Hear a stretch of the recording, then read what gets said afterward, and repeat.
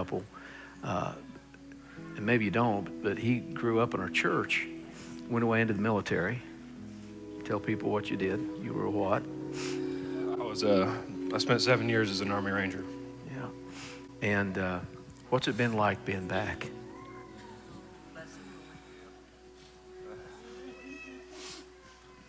Well, it's a lot better now. Yeah, yeah, yeah, yeah. And when you walked down here, I knew that today your life is going to be different.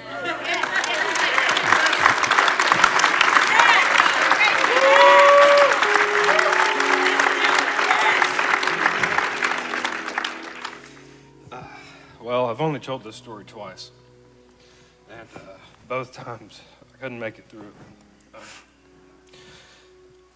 I was 19 years old when me and Haley got married, and 2 weeks later I was in Afghanistan, and I decided to go back 4 more times after that, the next 5 years. So I moved Haley down to Savannah and left her there every year for 5 years for 6 months, and she held it down. And the last deployment I had in 2019 was the worst for me. I watched my best friend 3 years lose 3 limbs, and I thought I was going to die that night. The sun came up. The birds said that they weren't going to come get us because it was too hot. And he laid there for 3 hours. I gave him my blood that night, and I thought he was dead. And I sunk into a very deep, deep hole. And you can't just turn it off. You're going back out the next night.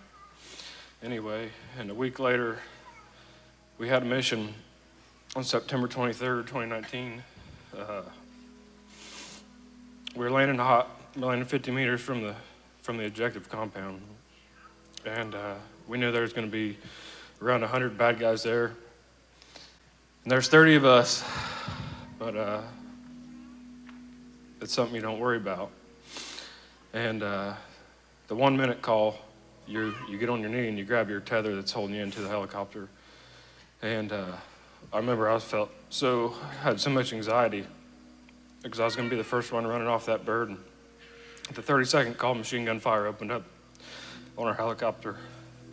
And I remember praying to God for calming. I said, Lord, please release Psalm 91 angels over us, Father. A hedge of protection under your wing, I find refuge. And every ounce of, I walked off that helicopter without a care in the world. And later that night, it took us 4 hours to find the guy we were looking for, but we finally did, and he decided that he was going to surprise me with the frag grenade in an alleyway. And the frag blew up 5 feet from me. I don't know if you know the blast radius of a frag grenade, but you're well within kill range at 5 feet. It knocked me out,